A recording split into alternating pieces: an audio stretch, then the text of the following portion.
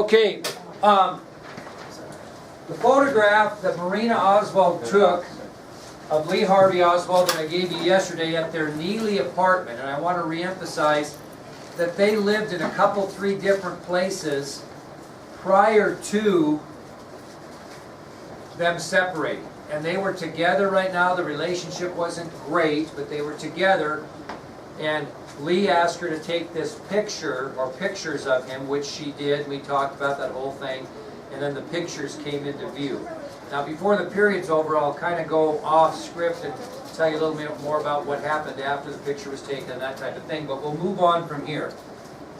So remember, Chief Jesse Curry wanted to move Oswald from the city jail to the county jail at 4 o'clock on November 23rd. He met with Fritz, and Fritz said, no, I want to talk to Oswald some more, especially about this photograph. I want to try to get a confession out of him. So how about if we move him approximately 10 o'clock tomorrow morning? And that's what the two men agreed upon, is that Oswald would be moved from the city jail to the county jail at about 10 o'clock the morning of November 24th. So, with that said, Oswald is brought back into the interrogation room, and Fritz is going to use his final piece of evidence with Oswald. So he shows Oswald the photo, right, with him holding the rifle used in the assassination of President Kennedy, and Oswald's immediate reaction is that the photo is a fake, and the face on the photo is not his. Okay? So Oswald immediately states that the photo is a fake, and that the face on the photo is not his. And he stumbles a bit, and finally Oswald says, yeah, that's my face, but that's not me. He claims that his face has been superimposed on another body, and he has never seen the photo before. This is how far out of it this guy is. His wife took the photo. There's no question about it.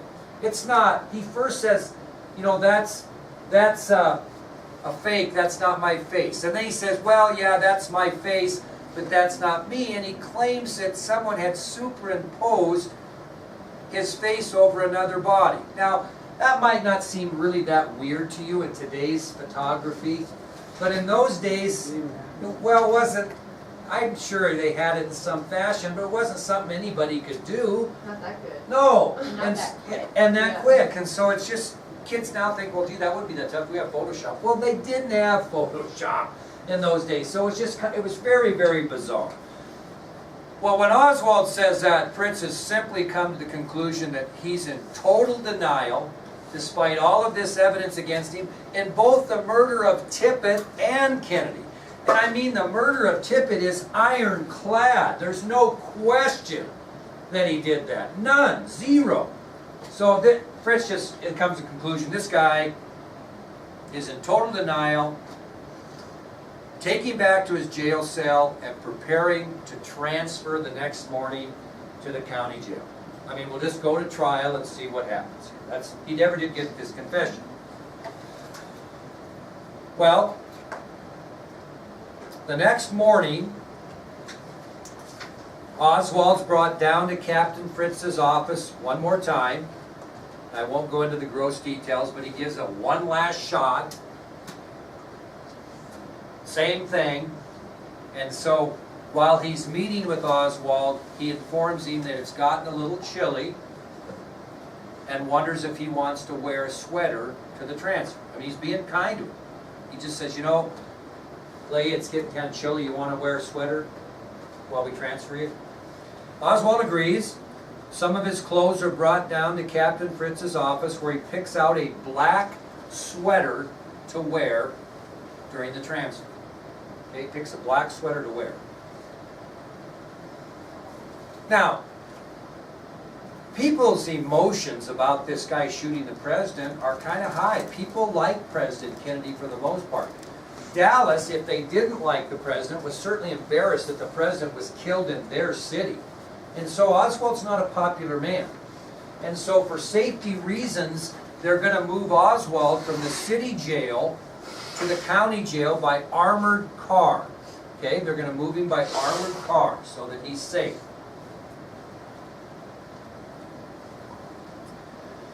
Now, one man that was really concerned about Oswald's safety is this man right here, Police Detective James LaBelle, real good friend of mine, Jim LaBelle. And he was concerned about Oswald's transfer from the start because they had received, they being the Dallas Police Department, had received numerous calls threatening to either capture or kill Oswald. People were mad at him, and that was not uncommon at that time. So according to Police Detective Jim LaBelle, the Dallas Police Department had received numerous calls either threatening to capture or kill Oswald. And so LaBelle had suggested that they move him in the middle of the night. He made that suggestion prior to this decision. Now, why wouldn't they do that? I want you to really think about this. Okay? Why wouldn't they move him in the middle of the night if that was their concern for safety? Why would they not do that? Now think about the situation. Think about the pressure that Police Chief Jesse Curry's under. Okay, what's he been dealing with the entire 48 hours? The media. Very good. And Curry is getting tremendous pressure from the media to display Oswald for the world to see. They got to take pictures of him, remember? But that was quick. Why was it quick? Because he started to interact with the media and they got him out of there. And Curry, you know, the media saying, wait, you know, come on now. This is the guy that's going to be put on trial of killing the President of the United States. Come on, we got to have a little coverage here. So, Curry makes arrangements that the media can watch the transfer of Oswald. Okay, they're going to watch this, okay? But he tells the media, we're going to do this around 10 o'clock on the 24th. So are they given a specific time? So, kind of, around though. But they don't want to miss this, so guess what time the media is in the basement of the Dallas Police headquarters? 6 o'clock in the morning. Oh my gosh. No, they start showing up at like 6 in the morning because they don't want to miss this. And what do you want to get? You go to, if I'm going to go to a basketball game and the seats are wide open, there's no reserved seats, by God, I'm going to get there early so I can get me a good seat. You know what I'm saying? And that's what these guys did. They started showing up like at 6 o'clock in the morning to wait for this transfer because they wanted to be, you know, the one that really got this thing reported. You got CBS, NBC, and you got every TV station and radio station there in the world, almost, gonna watch this. Okay? So again, because they were not given a specific time, reporters are in the building as early as 6 a.m. Well, they're running late. And they're running late because what did Fritz do one more time that day? Bring him in. Tried one more time to try to get something. And his interrogation ran a little late to no avail. I could give you the details, but I mean that's the summation. Okay? So, at 11:19 a.m. on the morning of November 24th, police officers arrived at Captain Fritz's office on the 3rd floor of the city jail, and there they would escort Oswald to the elevator to take him to the basement of city jail. Okay? Several floors. So picture that in your mind. Oswald's in Fritz's office. They've had enough. Finally at 11:19, police officers show up. They take Oswald. They're going to put him in the elevator. They're going to take him to the 3rd floor, past the 1st floor, ground level, down to the basement, where they're going to put him where? In an armored car and take him from the city jail several blocks to the county jail.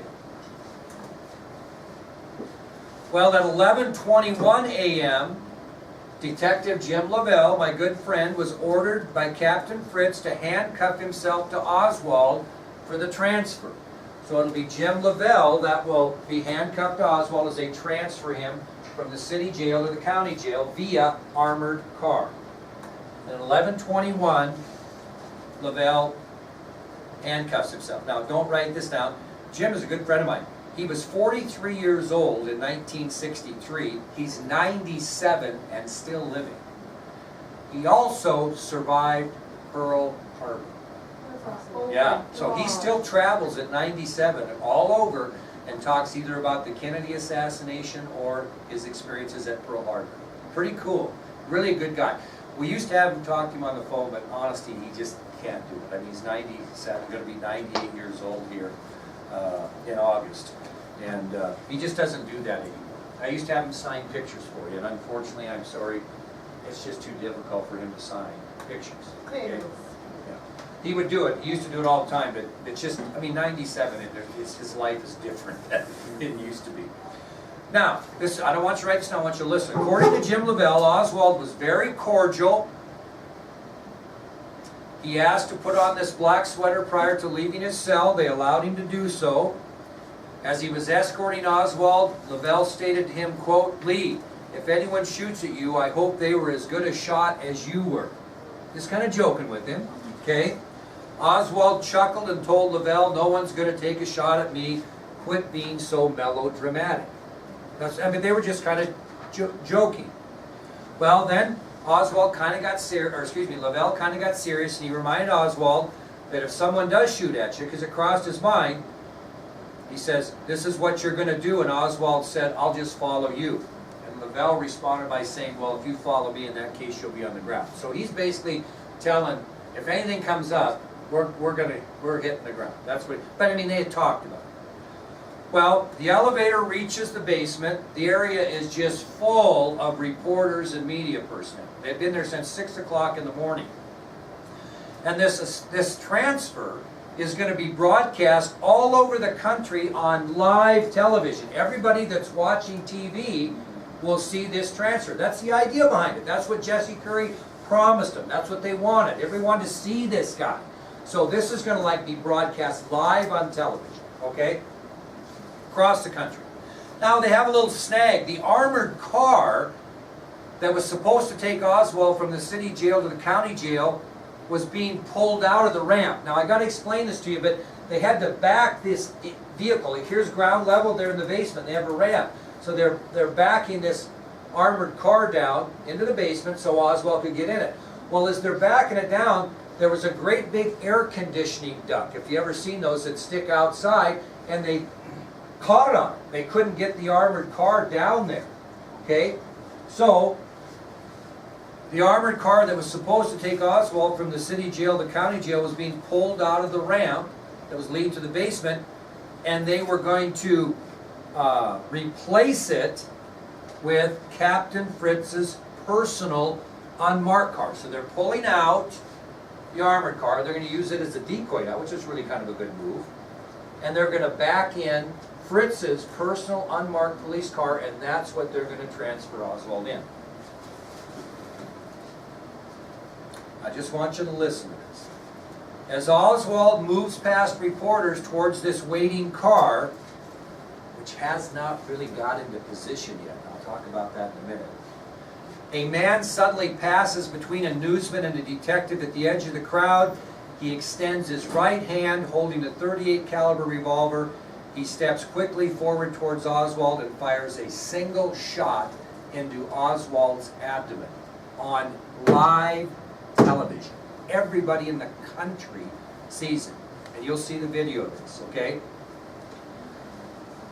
He actually tries to fire off a second shot, but police officer L.C. Graves grabs the pistol and prevented the gun from firing a second time. So, as Jim LaBelle is handcuffed to Lee Harvey Oswald, walking towards Captain Fritz's unmarked police car for transfer, a man passes between a newsman and a detective at the edge of the crowd, extends his right hand holding a .38 caliber revolver, steps forward and shoots Oswald in the abdomen. He tries to fire off a second shot, and police officer L.C. Graves grabs the pistol and prevents that.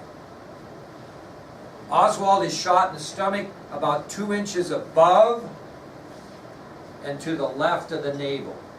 Okay? So he's shot in the stomach in this area here. So did he go right through that? What? Bullet? I'm going to tell you that story. That's a good question. You guys got good questions. No, good question. The bullet went through Oswald's stomach, hit a major artery, traveled through his liver, hit his 7th rib, and lodged in the skin just outside his back. It did not go all the way through, but you could kind of see it in the skin.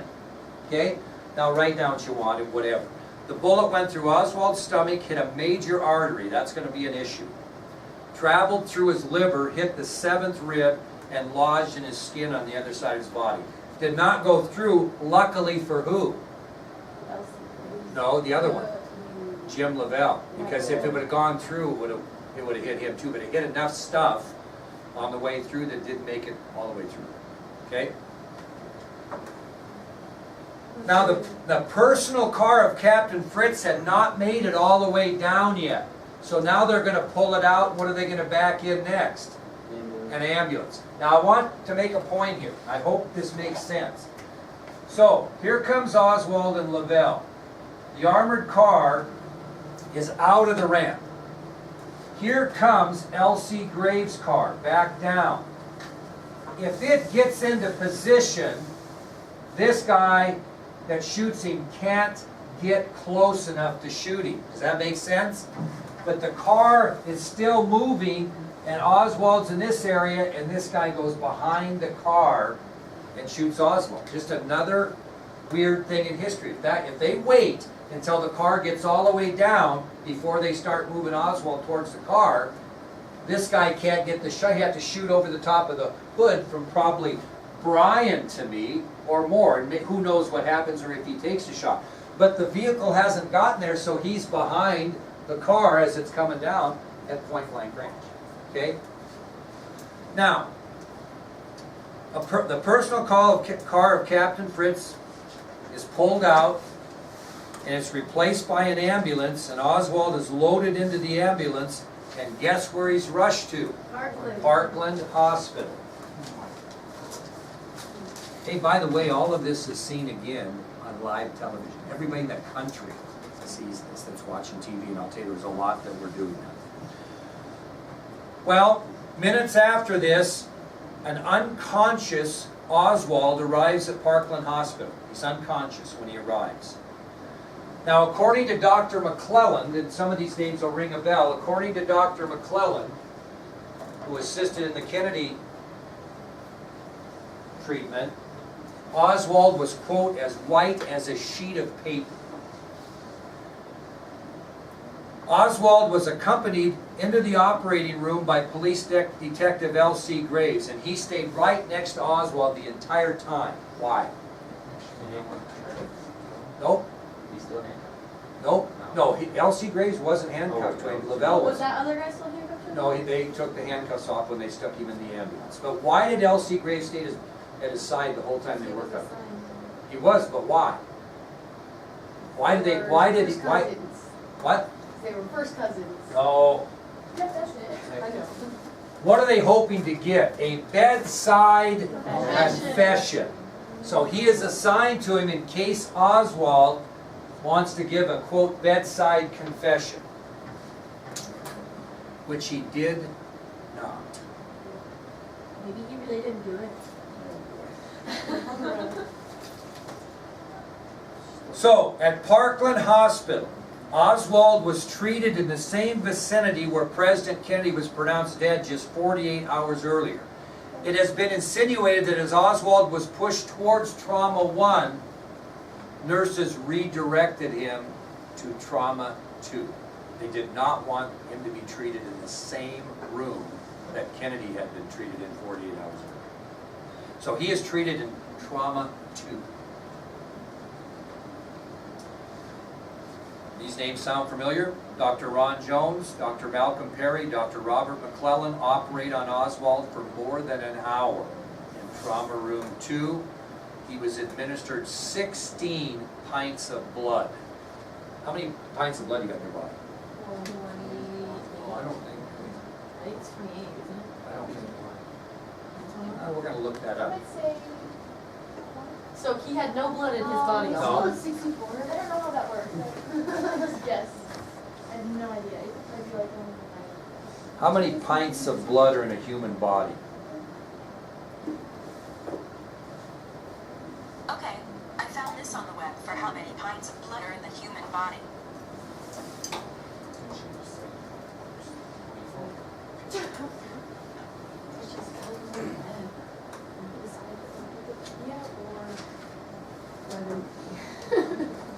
WebMD is scary.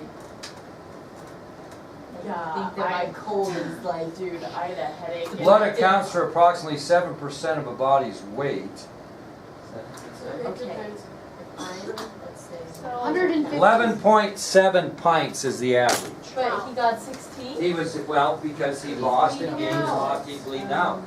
Finally, after administering 16 pints of blood, his heart arrests. In other words, he has a heart attack. Okay? Because it's lack of what?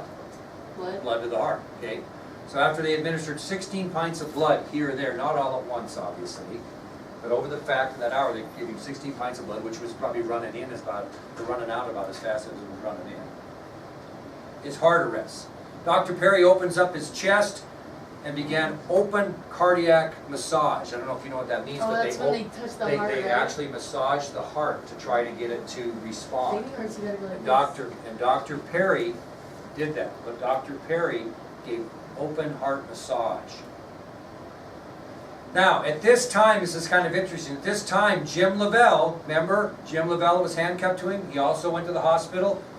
He could see the bullet fired by Ruby under Oswald's skin. Okay? He then tells one of the doctors he needs the bullet for evidence. And so the doctor basically, this is the skin, basically grabbed the skin like this, with the bullet there, hit it with the scalpel, took the bullet out, and handed it to LaBelle. Because he needed the bullet for evidence. Now, LaBelle handed the bullet to a nurse where she scratched her initials in it. Why would she do that? That way it would prove that. Prove that it was the bullet at the time. It wouldn't be LaBelle's word. Okay? The man that was given the rifle of Oswald, I didn't tell you this, J.C. Day scratched his initials in the gun too, so that they could tell that, well, you know,